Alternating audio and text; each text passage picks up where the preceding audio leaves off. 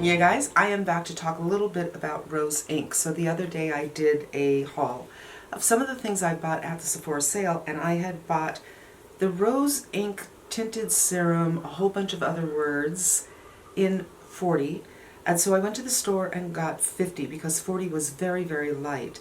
I'm just going to turn these so that you can kind of see the colors, and maybe you can ascertain the same thing I am. But this one, 50, has a bit of a grayishness to it.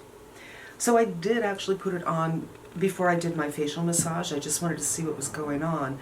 And I felt that while this was too light, and in its lightness, it revealed to itself, and to everybody watching, that there's good coverage here.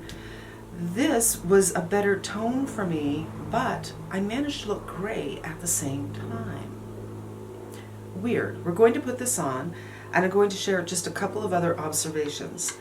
So yesterday I used this brush. This is a natural fiber brush, and while it is dense, I felt that it absorbed most of the product. And then I went in with my finger, because they say put this on your hand and then hit it with a brush to break the spears that have the color in them, and then go on. And I decided I'm just going to go on with my forehead. And I noted that my forehead looked pretty bad. And my forehead is, I mean, most of my face is smooth. I don't have texture. But my forehead is usually, you know, has a lot of reflection. It's pretty good. So I couldn't figure out what was going on. And I kind of think what is going on is these won't break with your hands. So when I put this on my hand earlier today and rubbed it, see that weird color? I rubbed it and rubbed it and rubbed it and rubbed it, and I'd rub it way more than I would ever rub my face before I felt that there was a smoothness. You probably won't be able to see what I'm going to try to show you, but I'm going to pull in, and you can see the little bits. It looks like textured skin, but it's not. It's the spears that have not broken yet. And I'm thinking, you know, look where the light is. You might be able to see it there. So I kept on going, kept on going, kept on going, kept on going, and finally it was smooth. And I thought, well, I'm not going to work that hard on my face. I just imagined thousands of pieces of elastin breaking, you know. They sell this with a brush, but as far as I'm concerned, if your foundation is so strange that you have to apply it with a certain kind of brush, you have failed as a formulator. The only thing I can think of that I own, anyway, that came with its own brush, the brush was free, and it was the Balm from Kevyn Aucoin, which actually I have a better brush for than the brush they sold it with, but they understood people might not have the right kind of brush, and they gave you one. But she's selling it to you. To me, that means it's a fail. So I picked up this brush. This is a Sephora brush, and it is synthetic. It's dense. It's more dense than this in the fact that I can see how makeup would have gotten in here, and I think it'll be harder here for makeup to come in. A kabuki would also work, but I cannot stand a kabuki because there's so much drag. And again, brushes I feel are rougher on my skin than my fingers. So we're going to do this. I have seen people use brushes where they go like this on, and that's great. Again, just doing that, my skin is like, ow, stop it. So I'm going to do another pump here and see if this works, because I have not tried this yet. And going to break the spears on the hand and then go in. And while I felt like the 4.0 had a lot of coverage, this one I don't feel really does. And that could be just that it's a better color for me, so you don't see it as much. Or maybe it really doesn't have as much coverage. I don't know. But I don't feel like this has taken down my redness so much. Do you? Where the other one did. Yeah. I don't think, I don't know. Although I do see it getting in the crevice of my nose, so it's there. I also used a different sunscreen today. So yesterday I used the Mermaid Can Make, but I also changed my skincare just a little bit yesterday. So it might have been the sunscreen that was part of the problem, but I think it was just this, that these did not break down. But yesterday I just had a slightly different skincare on, and this will be a better test of if this is going to work for me, because this is generally what I do every day.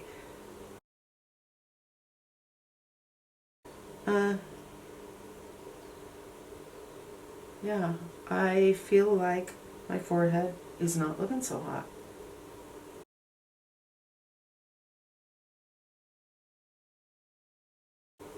Now I'm going to do another pump.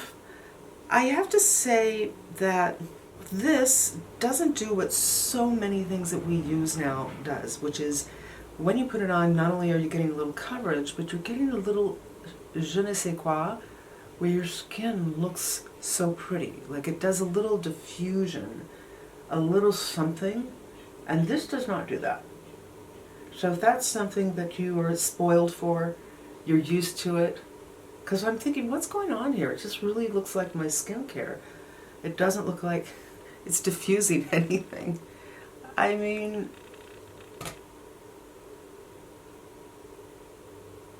and another pump. This is also pretty expensive.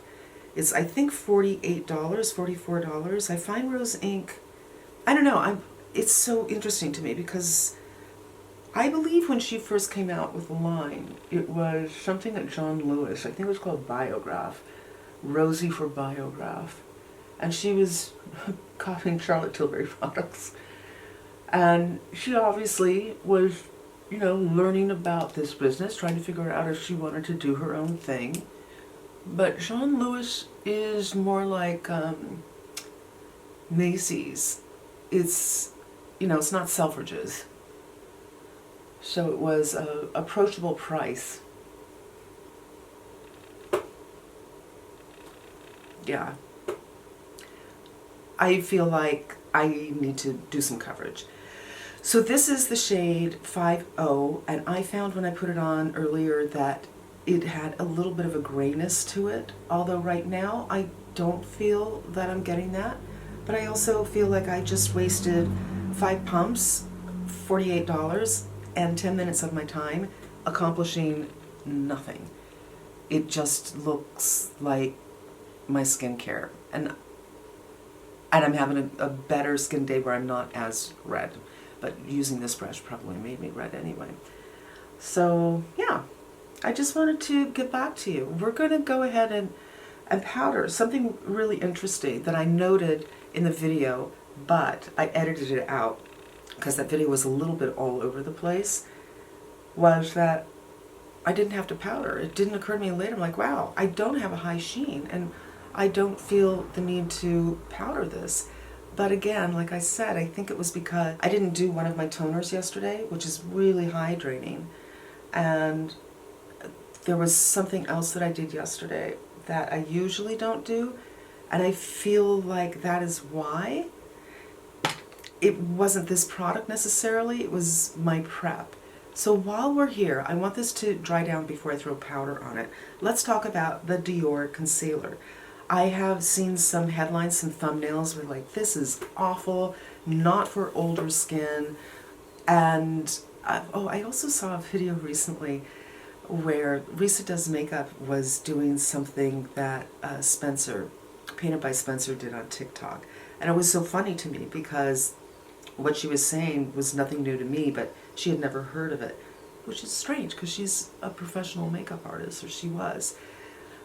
I agree that some concealers should not be put on directly. And if you've been here for a while, you've seen, you know, what I did with Kosas when I first got it. I was getting lazy. But both the Kosas and the Clinique, even better, I would put on the finger and go like this, so hardly any, and then put it on. I wouldn't go directly. Now I have been because I've become a little bit lazy. But with the Dior, you put it on your hand and you pick it up. It sets pretty fast, so don't pick up too much, pick up just enough to do this one application. Go in with the finger and kind of roll it on rather than do this and you apply where you're darkest. If you do this kind of thing, you'll tend to move it. It's like so many people say, when you put on foundation, start in the center and move out, because most people have the most discoloration in the center, which is true. But I find I go so hard, I'll start here and it's like I'm working like a windshield wiper, and I'll move it all off the center of my face and all to the sides of my face. Really just kind of do an up and down, if anything, like this. So I'm looking up to keep my lid taut, and start up here and then move down and then move over and then down. And if you need to go back, little thin layers. Now I have a pretty deep trough which causes a shadow, which is very hard to counteract. Well, it's impossible, really. I'm going to do a little on the eyes because I'm going to do an eyeshadow video after this. And this will be my primer. And I think it makes a great eye primer because it does really set. It doesn't move around like so many others. I have found really good success with this. It is the least creasy of anything I've ever tried.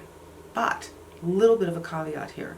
I noticed last week I was using this and I had done all my makeup and I came back, looked in the mirror, and I thought, oh, I got some creasing right here. I just hit it with the finger, took off the excess, melted it in whatever, and it did not crease again all day long. Now for me, I can get the creasing in the trough, which I will, and then I'll go in with this more exacting brush and just kind of hit that. It'll kind of remove it. There's not much I can do about that, but sometimes it'll stay.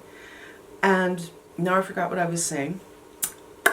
But I also have these really strange, they're not just horizontal lines, but like craggly, you know, desert floor kind of things on this eye that usually I have issues with, and I didn't with this.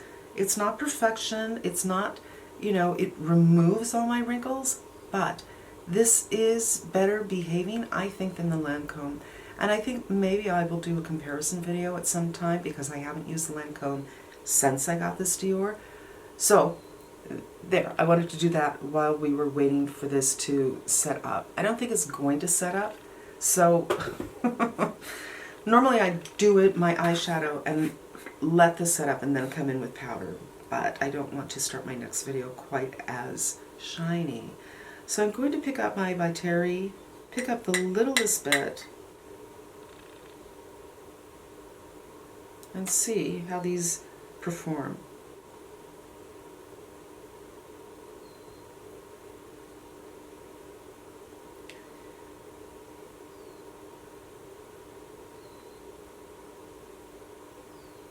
Okay.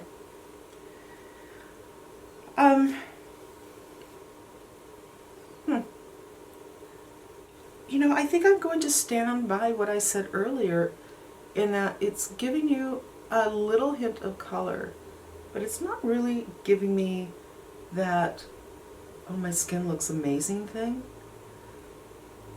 A little bit of that je ne sais quoi. There might be pearls in it that help it out, but I'll tell you what, I will come back after that other video with the full face and see, because I did feel that yesterday's video, everything came together after I put on all that bronzer and after I put on the blush, but mainly I felt because the color was so light.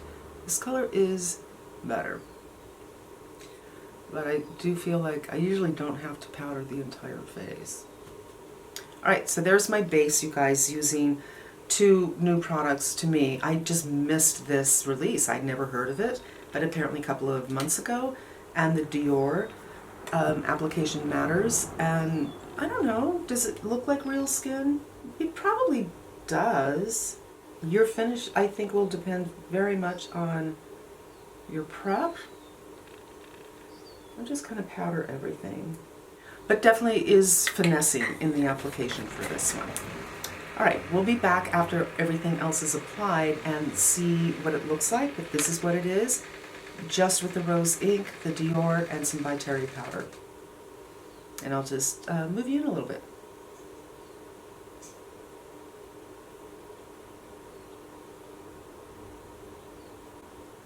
Alright, so I just did the eye look, and this is the new Patrick Ta palette, which I can't show you because it's like holding a mirror up to the screen. It does something to the camera, and it's really weird, but okay. And there we go. If you want to see that one, it's either coming soon or it's already up.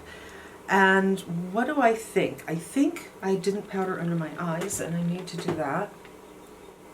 I feel like this is so interesting, and I kind of felt this yesterday, but I wasn't sure if it was because I put all my other makeup on. I feel like it takes a while for this to synergize with the skin, and it was like, it's not really doing anything, and it's not giving me that je ne sais quoi that we are all kind of spoiled for these days. It just looks like my skincare. I will tell you, I'm having some allergies. My nose kept on running, and I hit it with a beauty blender, and it just comes off. And usually when something like that happens, I can kind of manipulate like this and take care of it, and it doesn't. It's just more and more coming off. So I think in the summertime where it's humid, or if you are a sweaty Betty like me, this is going to be your worst nightmare. That's what I think. But, you know, I did manage to get a nice look. I am wearing a little of the Glam bronzer, and I'm wearing the new Tom Ford, the beige color of this duo, right up here, and that's all I have on my skin. So it's up to you. This is shade 50, the shade 40 you saw. I don't know. Alright, you guys, thank you so much for spending some time with me. I hope it was helpful, and I hope you come back again. Until we meet again, be safe, be smart, and I'm wishing you good health.